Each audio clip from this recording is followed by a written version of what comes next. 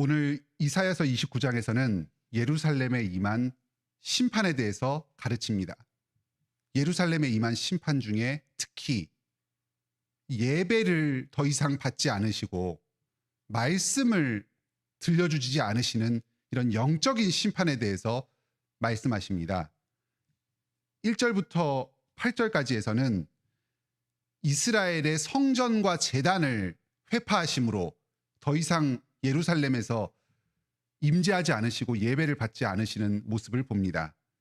아리엘이여 하고 이야기하는데, 아리엘은 예루살렘의 또 다른 말입니다. 문자적인 의미는 하나님의 제단이라는 뜻입니다. 성전과 제단, 예배를 받으시는 것을 가리켜서 아리엘이다, 예루살렘의 또 다른 이름으로 부릅니다. 그런데 이 아리엘을, 하나님의 제단과 성전을 멸망시키실 것입니다. 무너뜨리실 것입니다. 하나님의 성전은 예루살렘의 상징이었고 이스라엘 백성들의 자부심이었습니다. 하나님께서 하늘에 계신데 이 땅에 계셔서 한 처소를 택하셔서 임재하시면서 이스라엘의 예배를 받으시는 분이었습니다. 하나님께서 계시는 곳이기 때문에 예루살렘은 안전하다, 자부심의 근원이고 마음으로 의지하던 곳이었습니다. 그런데 이곳을 다 회파하실 것입니다. 떠나실 것입니다. 더 이상 이스라엘의 예배를 받지 않으실 것입니다. 하지만 이것은 하나님께서 약하시고 이방 나라에 섬기는 신들이 더 강하기 때문이 아니었습니다. 하나님 본인의 자유로우시고 기쁘신 뜻대로 행하신 일이었습니다. 하나님께서 이스라엘을 벌하시기 위해서 성전을 다 무너지게 하셨습니다. 5절입니다. 그럴지라도 네 대적의 무리는 세미한 티끌 같겠고, 하나님께서 한순간에 이스라엘을 멸망시키고 성전을 파괴한 그 대적들을 다 무너뜨리실 것입니다. 아수르도, 바벨론도, 메데 바사도, 로마, 페르시아도 스스로의 꾀에 빠져서 자기가 넘어질 것입니다. 자신의 힘을 자랑하던 그 강대국들이 또 다른 강대국의 출현으로 인해서 다 멸망하게 될 것입니다. 하나님 때가 되면 하나님께서 성전을 다시 일으켜 세우실 것입니다. 다시 예배를 받아주실 것입니다. 예수 그리스도로 말미암아서 이 하나님의 구원의 계획이 이루어졌습니다. 성전이 무너지고 예배를 받지 않으시던 하나님께서 참된 성전으로 다시 오신 예수 그리스도로 말미암아서 예배를 받으십니다. 오늘날 더 이상 예루살렘에서만 예배 받으시지 않으시고 그리스도를 예배하는 전 세계의 각 교회 처소를 통해서 하나님의 성전을 다시 세우시고 예배를 받으십니다. 두세 사람의 이름으로 모여서 하나님의 이름을 부르는 이곳에, 오늘 아침 새벽 기도의 이 자리에 하나님께서 임재하시고 다시 우리의 예배를 받으십니다. 하나님께서 우리의 예배를 받으시는 것이 형식적으로 이루어지는 일이 아닙니다. 단지 우리 몇 사람이 모여서 예배의 형식을 갖추고 진행한다고 해서 예배를 받으시는 것이 아닙니다. 하나님 그분 자신께서 백성들의 예배를 받으실지 그렇지 않을지를 스스로 결정하십니다. 우리가 예배드릴 수 있는 이 자유를 누리는 것, 기회를 갖는 것 자체가 하나님께서 우리에게 주신 큰 특권입니다.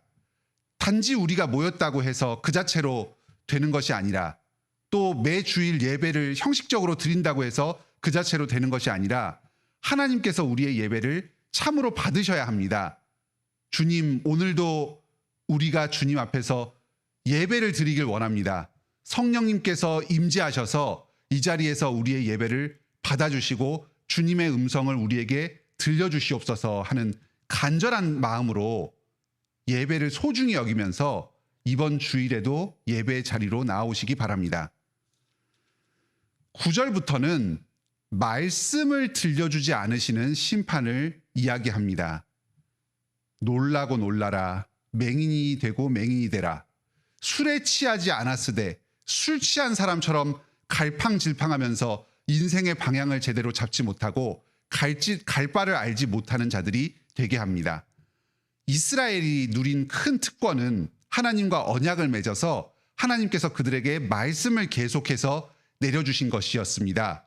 모세에게 내려주신 말씀이 성경의 기록을 통해서 그들에게 율법책으로 보존되고 있었습니다. 선지자들을 계속해서 세워서 그들에게 하나님의 말씀을 새롭게 내려주고 계셨습니다. 이 말씀이 기록된 이사야 자체도 당시에 이사야 선지자가 나타나서 말기에 예루살렘, 그 남유다에게 임하여서 하나님의 말씀을 직접 전한 이것이었습니다. 하지만 이들에게 큰 심판과 저주가 임합니다. 그것은 하나님의 말씀을 읽긴 읽고 듣긴 듣되 그 뜻을 깨닫지 못하고 마음으로 변화를 받지 못하는 것이었습니다. 10절입니다. 여호와께서 깊이 잠들게 하는 영을 너희에게 부어주사 너희의 눈을 감기셨다. 이사야가 이 말씀을 하는 이 가운데서도 이 말씀을 들으면서도 스스로가 지금 하나님의 저주를 받아서 눈이 가리워지고 귀가 닫혀져서 말씀을 듣되 깨닫지 못하는 벌을 받고 있는지를 알지도 못하고 있었습니다. 계속 교만해져서 당시에 많은 예언하는 사람들과 지도자들, 제사장들 이런 사람들이 스스로를 높이고 교만해져서 자기의 갈 바를 갑니다. 그러면서도 스스로가 멸망으로 빠져드는지를 모르고 있습니다. 이것이 이들의 큰 저주였습니다. 14절입니다. 내가 이 백성 중에 기이한 일, 곧 기이하고 가장 기이한 일을 다시 행하리니 하나님의 구원의 일이 지금 이루어지고 있습니다. 그런데 그 중요한 것 중에 하나가 말씀을 깨닫지 못하게 하고 눈을 가리는 것입니다. 이것이 하나님의 이스라엘을 향한 거대한 구원의 계획 가운데에 들어 있습니다. 우리의 상식하고는 좀 다릅니다. 우리는 구원을 행하신다 하면은 말씀을 잘 깨닫고 모든 사람이 변화되는 것만 생각할 수 있습니다. 하지만 말씀을 모르는 것, 귀가 가려지는 것이 하나님의 구원의 계획의 일부입니다. 두 가지 이유가 있습니다. 20절에 강포한 자가 소멸되고 오만한 자가 그치고 죄악의 기회를 엿보던 자들 다 끊기 위함입니다. 하나님의 백성들을 정결케 하고 교회를 정결케 하기 위해서 눈을 닫고 귀를 닫아서 가라지와 같은 자들, 위선자들을 다 제거하시고 심판하십니다. 공동체를 깨끗하게 하십니다. 또 둘째로는 하나님께서 말씀을 우리에게 내려주시는 말씀의 근원, 지혜의 근원 되신다는 사실을 분명히 깨닫고 하나님을 더욱 의지하고 예수 그리스도와 성령님을 더욱 사모하도록 하십니다.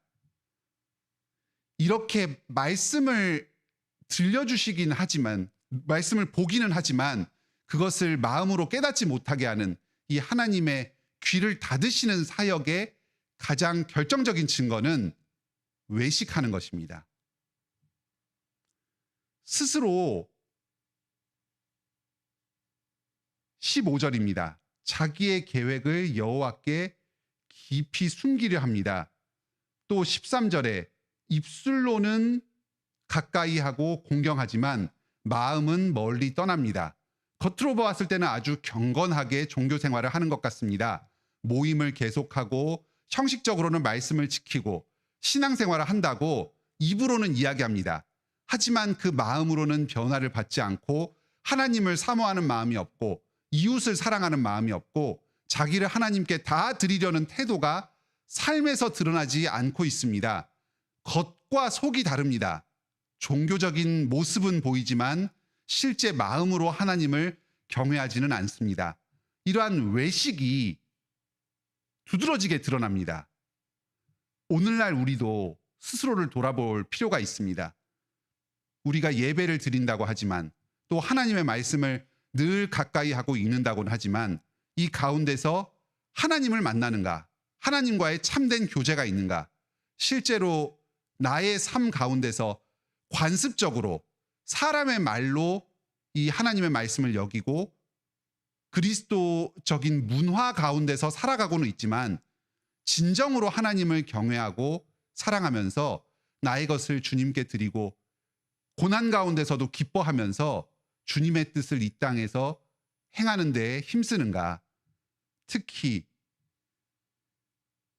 겸손하게 여호와로 말미암아 기쁨을 가지고 19절 이하입니다.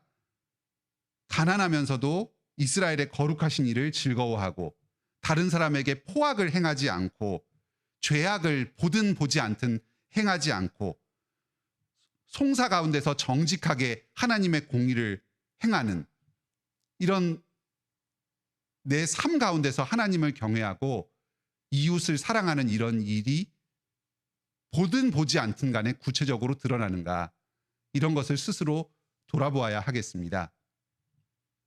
주님께서 17절 이하에 다시 오실 것입니다. 회복시키실 것입니다. 이스라엘 백성들에게 하나님의 말씀을 깨닫는 영을 주실 것입니다. 지혜의 영을 주실 것입니다. 24절에 마음이 혼미하던 자들도 총명하게 되며 원망하던 자들도 교훈을 받으리라. 이 일이 예루살렘의 포로 귀환 이후에 에스라와 느헤미야를 통해서 일부 이루어졌습니다. 하지만 그 이후에도 오랫동안 하나님의 말씀이 끊겼습니다. 바리새인 같은 사람들이 나와서 종교를 형식적으로 만들고 하나님을 예배하지 못하였습니다. 예수 그리스도께서 다시 오셔서 참된 지혜자로서 백성들에게 하나님의 말씀을 풍성하게 가르치셨습니다. 오늘날 예수님께서는 승천하신 뒤에 성령님을 우리에게 보내주셔서 말씀을 깨우치는 일을 계속하고 있습니다. 형식적으로 성경을 읽는다고만 해서 이 말씀을 깨달을 수가 없습니다.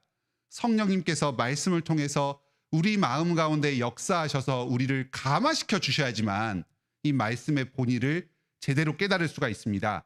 하나님을 사랑하고 예수 그리스도를 사랑하는 대로 나아갈 수 있습니다. 심령이 변화되어서 보든 보지 않든 나를 버리고 다른 사람을 나보다 더 낮게 여기면서 겸손하게 섬기며 살아갈 수가 있습니다. 이 일이 지금 우리에게 이루어지고 있습니다. 우리에게 만일 외식적인 부분이 있다면, 하나님의 말씀을 듣되 제대로 깨닫지 못하고 기뻐하지 못하는 부분이 있다면, 사랑으로 다른 사람을 섬기지 못하는 부분이 있다면 예수 그리스도께 나아갑시다.